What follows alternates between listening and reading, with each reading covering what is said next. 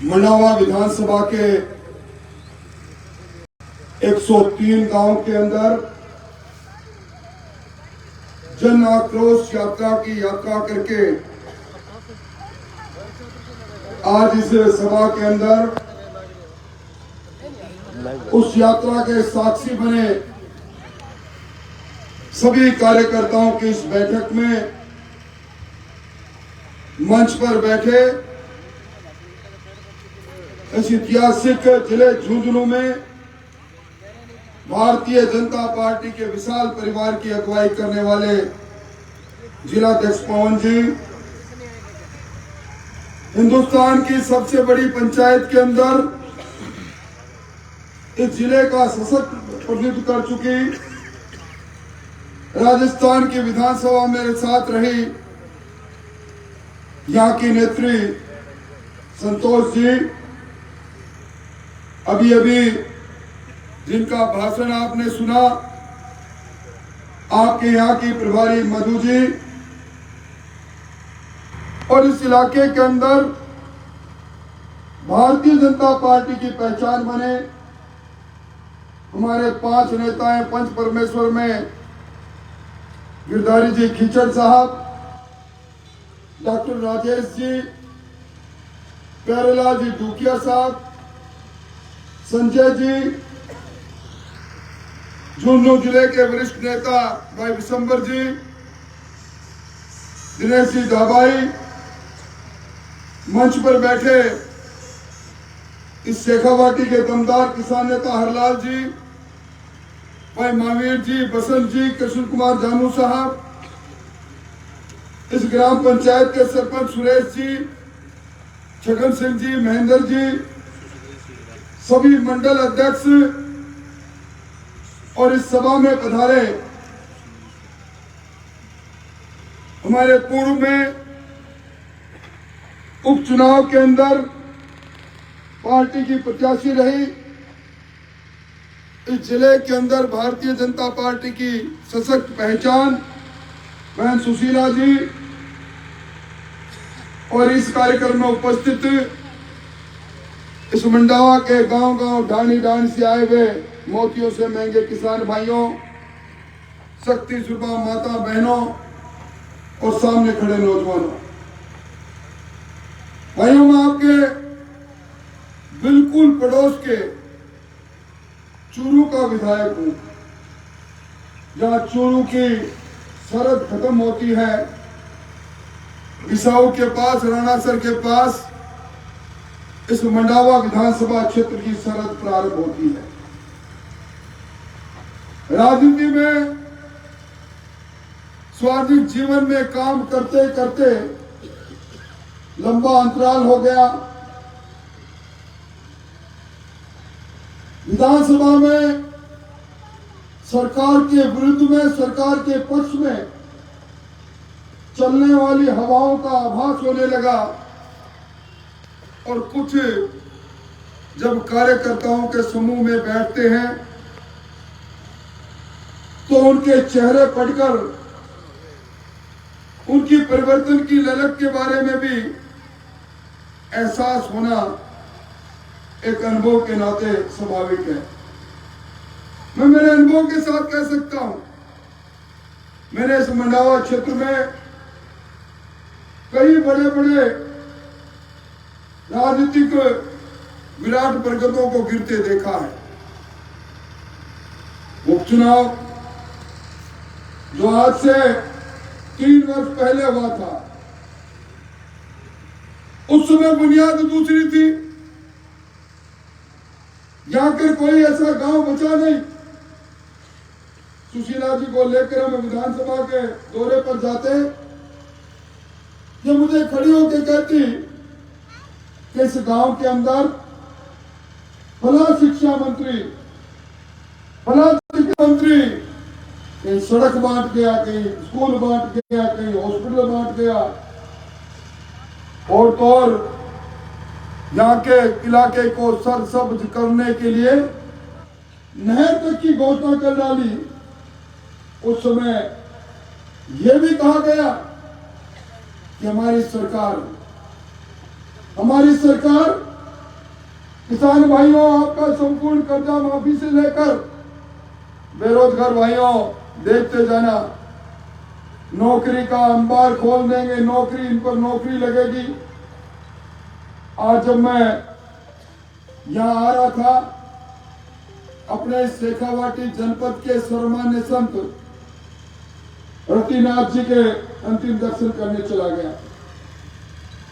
और जब मैं अंतिम दर्शन करके निकल रहा था, एक संत ने मुझे कहा, तो और कुछ तो ठीक, हाँ। ये संत परंपराएं, ये ईश्वर तुल्य लोग जो भगवान की स्तुति करते हैं, राजेंद्र जी कम से कम इस बार विधानसभा आए तो ये तो जरूर कहना कि इस धरती पर कोई माने नहीं माने, कांग्रेस के लोग चाहे सर्वोच्च न्यायालय में कोई हल्फनामा दे, राम नाम की कोई चीज नहीं। यहां भगवान राम हुए थे, भगवान राम ने मर्यादाएं स्थापित की थी, यहां भगवान कृष्ण हुए थे। और उस संत ने मुझे कहा, भगवान कृष्ण की वो क्रीड़ा स्थली जिसको हम भरतपुर के पास में एक परिक्रमा के रूप में देखते हैं, उस स्थान पर वो खनन माफियों के हाथ में सौंप देना, वो अवशेषों को समाप्त कर देना जिनमें भगवान कृष्ण ने अपने बाल्यकाल के अंदर अलग अलग क्रीड़ाओं के माध्यम से एक धार्मिक इतिहास नहीं, कुछ सिनेमा मिलते थे। उस संत ने पीड़ा से कहा, आज रतिनाथ जी नहीं, पर कम से कम आप इनके शिष्य रहे हो तो सरकार से यह तो पूछना कि जब वो 551 दिन तक जब संतों ने आंदोलन किया, मैं भी वहां गया था, भगवान कृष्ण की क्रीड़ा स्थली बचनी चाहिए। और 551 दिन में वो दिन भी मेरे आंखों के सामने रहा जब सरकार के मंत्रियों, मुख्यमंत्री सबको कहने के बाद सरकार चेती नहीं। हमारे में से ही एक विजयदास महाराज अपने शरीर को आग लगाते हुए राधे कृष्णा राधा कृष्णा कहते हुए जलकर भस्म हो गए। उन्होंने मुझे कहा कि जब साधुओं का मुंह से निकली हुई बद्दुआएं अगर निकल गई तो राजेंद्र जी, सरकार को आप भस्म करोगे कि नहीं करोगे, हमारी बद्दुआएं जरूर भस्म कर दी।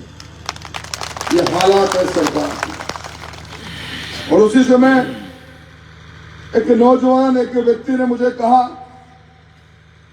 कि मैं बहुत दुखी हूं, मेरा बेटा टेलीफोन पर रो रो कर कह रहा था, पिताजी आज 6 महीने की मेरी मेहनत फिर धूलदर्शित हो गई। आज 2nd ग्रेड टीचर का वो पेपर फिर माफियों के हाथ में आ गया।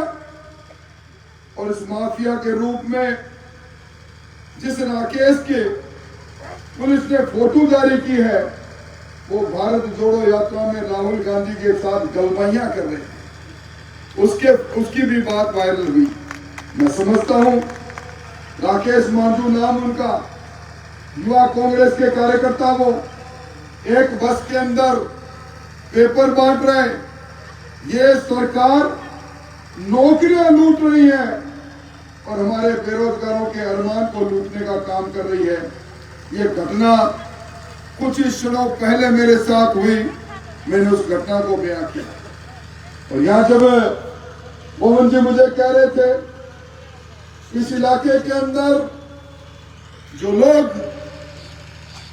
कांग्रेस के विचार के बाहर यहाँ के स्थानीय विधायक के खिलाफ बोलना खड़ा होते हैं, यहाँ के पुलिस के करिंदे ने ढूंढना चालू कर देते हैं। मैं समझता हूं जब चंदवा के सेवानिवृत्त अध्यापक जिसका जिक्र अभी सुशीला जी ने किया, उस महेंद्र गढ़वाल, उसको पीटा जाता है, हाथ पैर तोड़े जाते हैं। ऑनलाइन एफआईआर दर्ज करने वाली सरकार में सरकार के करिंदों के रूप में 2 स्टार लगाकर जो एसएचओ थानों में बैठा है, वो FIR दर्ज करने में आनाकानी करता है। ये वही है। मैं समझता हूं राय माता का मंदिर, धन्यवाद देना चाहूंगा गिरधर जी आपको और आपके भाई को और आपकी टीम को।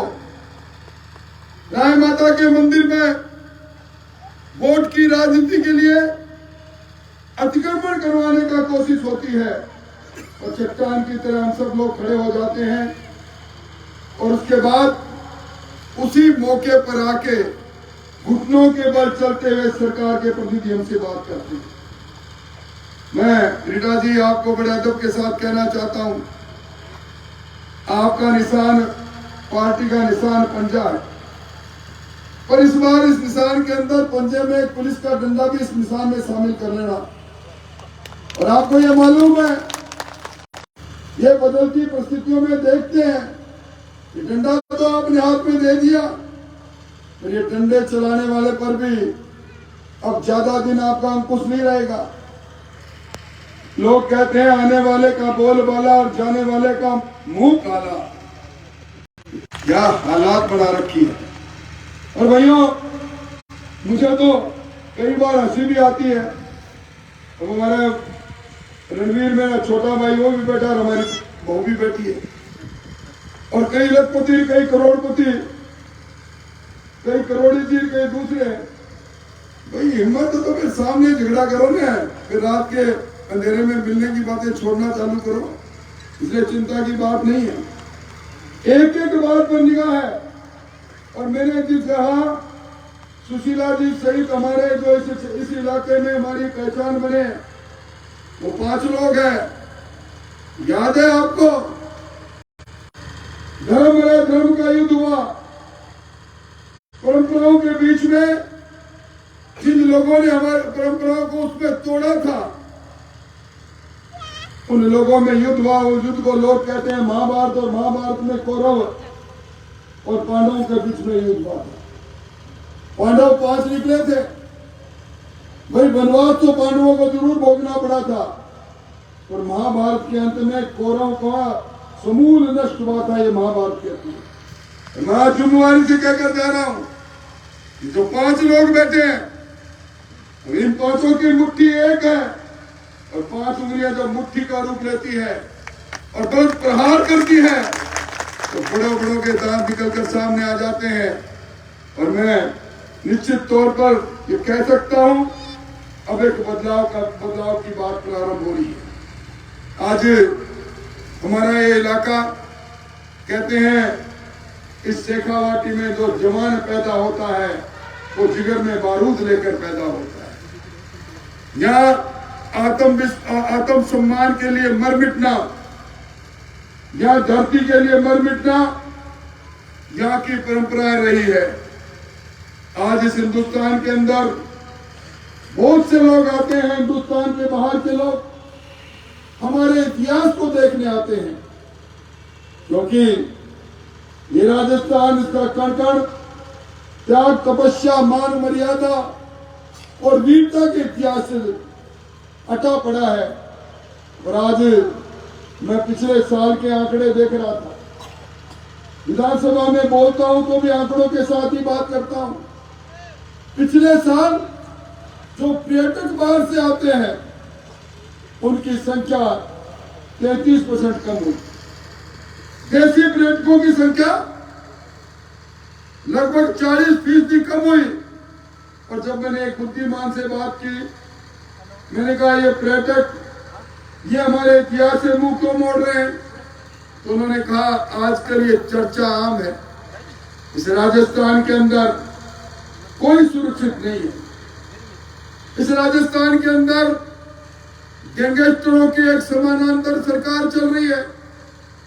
पुलिस पहली बार, अभी कल ही मेरे इलाके के अंदर एक सुरजाराम जी थे, उनके भाई की लड़की, नाबालिग बच्ची का अपहरण हुआ। हमने पुलिस को आगाह किया और पुलिस ने जांच अधिकारी को, सुरजाराम जी ने कहा 1 महीना जा रहा है, मेरा भाई पत्थर तोड़ता है, पैसे भेजता है विदेश से, मुझे गिरफ्तार करो। और मुझे लगता है बहुता में कहा कि मेरे को मेरा मर जाना ठीक है। वो जांच अधिकारी कहता है मर जाओ, वो जहर पीता है। आज अखबारों में आपने पढ़ा होगा, हम सब लोग जो मंच पर बैठे हैं चट्टान की तरह खड़े हो गए, उन सारों को निलंबित करवा के और उचित मुआवजा लेकर आए। ये दूसरी बात नहीं, ये घर घर की कहानी है भाइयों।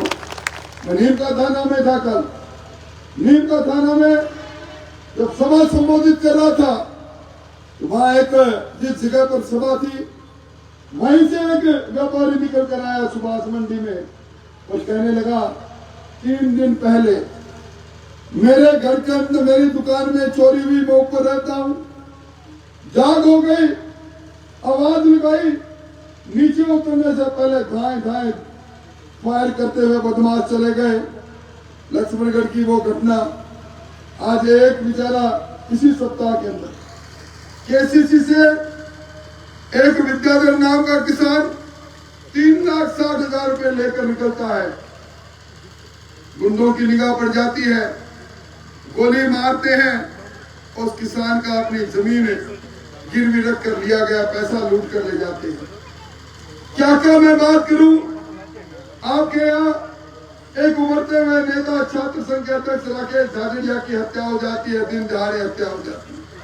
ये सारी बातें अभी 3-4 दिन पहले, मुझे नाम याद नहीं आ रहा, सांसद साहब के गांव में भी, कुमारसर में भी सारा माल पर चोरी। अभी मैं पहली बार कह रहा हूँ, जुम्मारी से कह रहा हूँ, मैंने पहली बार देखा है। पहले चोर आता था, चोरी करता था, इलाके से भाग जाता था। अब चोर शेखावाटी के अंदर आता है, अलग अलग गैंग बनी हुई है। बकरी चोर अलग गैंग है, नौर के अंदर गधा चोर गैंग बनी है।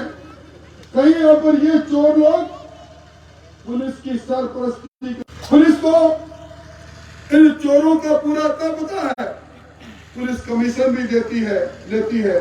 इससे बड़ा दुर्भाग्य नहीं हो सकता।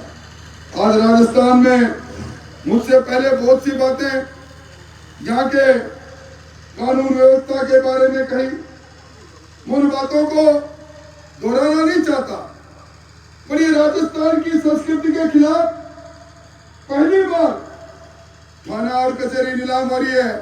और मैं मनावा के भाइयों, आपको जुम्मारी से कह के जा रहा हूं। अभी मैं बैठा बैठा सुशीला जी को भी कह रहा था, सुशीला जी आपके यहाँ 4 थाने लगते हैं, इन थानों की लिस्ट बना लो, इन थानों के अंदर एसएचओ कितने बदले। एक आपके यहाँ का एसएचओ बदलकर मेरे आ गया, और उसको पता है हालात बदल रहे हैं। तो मैंने कहा आप शेखावाटी और मंडावा जैसी अच्छी जगह से चूरू में लाइन में क्यों आए? तो कहने लगा बात पट्टी बोली, मगर बात क्या, आपको पुलिस वालों को काम तो कानून व्यवस्था किससे बताना चाह रहे हो? मैं नाम तो नहीं बताऊंगा, पर मेरा रेट था, मैं 9.5 लाख रुपए, जिससे पूरा वो भी पूरा तोल के 10 नहीं 9.5 लाख रुपए हर महीने एक जगह पहुंचाता था। एक वीर आ गया, मेरे जैसे 2 स्टार लगे हुए, उसने 15 दूंगा, तो मुझे बुलाया, तो वो साहूकार भी बहुत है आपके एमएलए साहब, ये लोग बुलाकर पूछा कि बोल भाई ये बोली बढ़ गई। तो उसने कहा जी आजकल विजिलेंस के अंदर एडिशनल डीजीपी बड़ा खतरनाक आ गया, शिकायत होने पर मेरी नौकरी चली जाएगी, मैं तो कितना ही लूट सकता हूँ। तो बोला चल तेरी रवानी। ये तो हालात सरकार कह रही है कि हमारे 4 साल बेमिसाल रहे, निश्चित तौर पर बेमिसाल रहे। राजस्थान में पहली बार, मैं और बात नहीं कर रहा, ये जो हमारी बच्चियों से छेड़छाड़ होती है, छोटी बच्चियां स्कूल में पढ़ने जाती है, आपकी बेटी मेरी बेटी, 1350 बच्चियों ने मुकदमा दर्ज कराया, एफआईआर दर्ज कराई, शिकायत दर्ज कराई, और पुलिस ने एफआईआर लगा दिया कि छेड़छाड़ की घटना भी झूठी है। कोई वर्ग बचा नहीं, रोमियो से भी इनका कोई न कोई साझा हो गया, चोरों से इनका साझा। आज राजस्थान के अंदर और तो और यहाँ आपका इस जुम्मन शिक्षा की नगरी के रूप में लोग कहते हैं कि काशी के बाद में सबसे ज्यादा शिक्षा का प्रचार प्रसार यहाँ हुआ। कोटा के अंदर, कोटा विश्वविद्यालय के अंदर एक बच्ची को पास करने के लिए असमत मांगता है वहां का प्रोफेसर। यही नहीं, राजस्थान की राजधानी में कमिश्नरेट का उपायुक्त कैलाश बोरा एक अबला जाती है न्याय के लिए, उससे असमत मांगता है।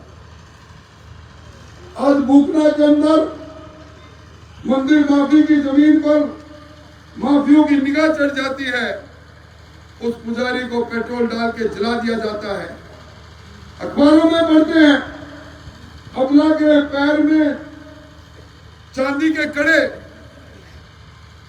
उन कड़ों को लेने के लिए चोर घुसते हैं, कहते हैं लेट मत कर, काट इसको। क्या ये राज है? ये शासन है? आज जिस वर्ग ने सबसे ज्यादा वोट देकर इस सरकार को शासन में लाए, हमारे दलित भाइयों, आंकड़े उठा के देख लो, लफाजी करने नहीं आए। और मैं बात ये गंभीरता से इसलिए कह रहा हूं, 103 गांव में ये यात्रा गई, जन आक्रोश यात्रा के सह यात्रियों के बीच में कह रहा हूं, जनता के बीच में लेकर जाना। एनसीआरबी के आंकड़े ऑनलाइन मिलेंगे, जहां एक और जिस बात के लिए मधु जी ने कहा, महिला दुष्कर्म में 2019, 2020, 2021 राजस्थान पहली पायदान पर पहुंच गया, वहीं दलित समाज पर अत्याचार में राजस्थान हिंदुस्तान में दूसरे स्थान, अनुसूचित जनजाति में अत्याचार में राजस्थान दूसरे स्थान पर, बच्चों की तस्करी में राजस्थान पहले स्थान पर। हमने कभी नहीं सुना था। आजकल जिस तरह आप सामान बेचते हैं, स्टाम्प पर हमारी बहू बेटियों का व्यापार होने लग गया, ये सरकार है। और मुख्यमंत्री जी कल कह रहे थे जोटवाड़ा के अंदर को उद्घाटन करते हुए, तो मैंने सबका सब किसानों को बिजली का पूरा प्रबंध कर दिया। भैया अंधेरी नगरी चौपड़ राजा बात हमने सुनी थी, सारे शहरों में 3-3 घंटे की कटाई, बिजली की कटौती, गांव के अंदर शाम के 8 बजे नहीं, और बिजली की कटौती, 9 बार बिजली के दाम बढ़ाए इन्होंने, 9 बार बिजली के दाम बढ़ाए। और इस बिजली के अंदर भी संस्थागत जिस प्रकार का भ्रष्टाचार हो रहा है, हमारे खुद के थर्मल पावर हाउस जो जनता की कमाई के करोड़ों रुपए से बने, उनको बंद करते हैं। महंगी बिजली खरीदनी है निजी विद्युत उत्पादनकर्ताओं से, क्योंकि उसका कोई ऑडिट नहीं। पिछले साल मैंने विधानसभा में कहा था, मुझे हिसाब बताओ, एक साल के अंदर आपने 14,600 करोड़ की बिजली खरीद के और फिर फ्यूल चार्ज के नाम पर हमारे पास से वसूलना चालू कर दिया। महंगी बिजली, विधानसभा में कहते हो 23,000 मेगावाट बिजली उपलब्ध है, मुख्यमंत्री जी कल कहते हैं मेरे पास बिजली उपलब्ध है। फिर ये अंधेरे में ये खेल क्यों? 1.5 साल से जिन्होंने बिजली के अंदर अपना कनेक्शन अप्लाई कर दिया, डिमांड नोटिस जमा करा दिया, आज टुकर टुकर करके देख रहे हैं। और मुख्यमंत्री जी विज्ञापन जारी कर रहे हैं, दिसंबर 2022 तक जिन 3,56,000 किसानों ने कृषि कनेक्शन के लिए आवेदन पत्र दिया, मैं सबको उनको कनेक्शन दे रहा हूँ। बताओ किसी को मिल गया तो मुझे बताओ। और भाई भ्रष्टाचार की तो मैं बात क्या करूं, अभी एक निकाल के पढ़ना, संतोष 70% लोगों ने कहा 100 में से बिना रिश्वत दिए। बातों को लेकर मैं समझता हूं हम सब लोगों को आज भारत जोड़ने की बात को कहने वाले इस सरकार के नुमाइंदों से पूछना चाहिए। और मैं तो रीटा जी से कहूंगा, रीटा जी, मैंने देखा था उस वक्त जब आप शांति धारीवाल जी के घर से निकलकर और आप विधानसभा अध्यक्ष जी के पास गई थी, फोटो की दस्तखत कर रही थी, त्याग पत्र, स्वेच्छा से त्याग पत्र। आज मैं यहाँ से कोई उठकर जाए, बोला जी मैं आप मेरे घर जा रहा हूँ, मैं स्वेच्छा से जा रहा हूँ, आप रोक सकते हो क्या? अरे रीटा जी, आपने तो त्याग पत्र दिया, स्वेच्छा से त्याग पत्र दिया, और इसलिए दिया कि राजस्थान के मुख्यमंत्री पार्टी के राष्ट्रीय अध्यक्ष ने चांदी कूटने के मशीन में राजस्थान में भ्रष्टाचार की भट्टी में और तेल डालने के लिए मुख्यमंत्री बनकर रहना चाहते थे। कांग्रेस के दूतों का अपमान किया। अगर त्याग पत्र दे दिया तो फिर अब ट्रांसफर उद्योग क्यों खोल रखा है रीटा जी? आपके तो रेट ही बड़े ठीक है भाई, एक बात है, समाजवादी दृष्टिकोण तो कहीं नहीं है। क्या मास्टरों का रेट भी बदला तो बदले दोगे नहीं, ज्यादा कर दिया। इसलिए भाइयों मैं ये कहना चाहता हूं कि आज किसानों के एक दो नहीं, जिन्होंने केसीसी बना ली नेशनलाइज बैंक से, उन किसानों की जमीनें नीलामी हो रही है। विधानसभा में हमने कहा, मुख्यमंत्री जी ने कहा कल्ला कमेटी बना दी और हम इनका वन टाइम सेटलमेंट करेंगे। भाई 4 साल बीत के वन टाइम सेटलमेंट मुझे तो नजर कहीं आया नहीं। और दूसरी तरफ हम उस पार्टी के लोग हैं, किसी ने मांग नहीं की। किसान के सम्मान के लिए, किसान के सम्मान निधि के रूप में राजस्थान के अंदर 66 लाख किसानों के खाते में अब तक 16,400 करोड़ रुपए गए। 16,400 करोड़। आज ये गांव में जो जल जीवन मिशन का काम चल रहा है, उसमें भी सरकार भ्रष्टाचार कर रही है। पर हमारे प्रधानमंत्री जी का एक ही मन में बात है, 2024 तक इस हिंदुस्तान में कोई ऐसा गांव नहीं बचे, जिससे कोई ऐसा घर नहीं बचे जहां टूटी खोलने पर स्वच्छ पानी मिले। 2024 तक इस हिंदुस्तान में कोई गरीब ऐसा नहीं बचे जिसके सर पर छत नहीं हो। और मैं आरोप लगा रहा हूं सरकार पर, प्रधानमंत्री आवास योजना के 9 लाख मकान, आपके यहाँ भी बहुत से मकान वंचित है। इन्होंने उस पर अपलोड करने का जो समय था उसमें अपलोड नहीं किए पोर्टल पर, आज वो वंचित हो गए। आज लंपी की बीमारी में, जहां उत्तर प्रदेश में एक दिन में 1,96,000 गोवंश का वैक्सीनेशन हो रहा था, राजस्थान में 6,000, 7,700 से 76,000 के लगभग गौवंश नष्ट हुआ है, सर्वाधिक। और हमारे शास्त्र कहते हैं, जिस धरती पर गाय तड़प कर दम तोड़ती है, उस सरकार को, सत्ता को भी तड़प कर अपना दम तोड़ना पड़ेगा। इसलिए भाइयों, लंबी बात कहूं तो मैं ज्यादा समय लग जाएगा। ये लूट की सरकार है, लूट की सरकार है, ये किसानों के अरमानों को कुचलने वालों की सरकार है, ये पेपर माफियों को संरक्षण देने वाली की सरकार है। और इस सरकार की विदाई साफ है। आज आप दीवार पर इस बिल में लिख देना, भाई आने वाले समय में अगर यहाँ कांग्रेस का विधायक जीत जाए तो राजेंद्र राठौड़ की कोठी से 1 लाख रुपए ले आना भाई, शर्त लगाने।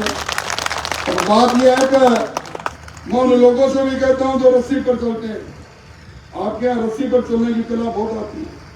मेरे भी बहुत से दोस्त हैं भाई, कई बार मंच से भी दोस्तों को कह देना चाहिए, मेरी बात जारी होगी भाई, रस्सी पर कूदने वाले मेरे भाइयों जल्दी कूद लो हमारे पाले में, बाद में पड़ा बंद करेंगे, समय नहीं मिलेगा। और मैं अधिकारियों भी कभी कह रहा हूँ, खानदार जी थोड़ी नौकरी बाकी है, ये धमका धमकाई वाला काम बंद करो भाई। और मैं उन लोगों को से बड़ा नाराज हूँ जिन्होंने कहा भाई हमें आज काले वाले झंडे लेके आएंगे। तो भाई काला झंडा तो एक तरह से हमारी सभा के अंदर कलंक नहीं लग जाए, सभा के अंदर कोई नजर नहीं लग जाए, उसका है। और आपने क्यों नहीं दिखाया, आप दिखाते तो बड़ा अच्छा लगता।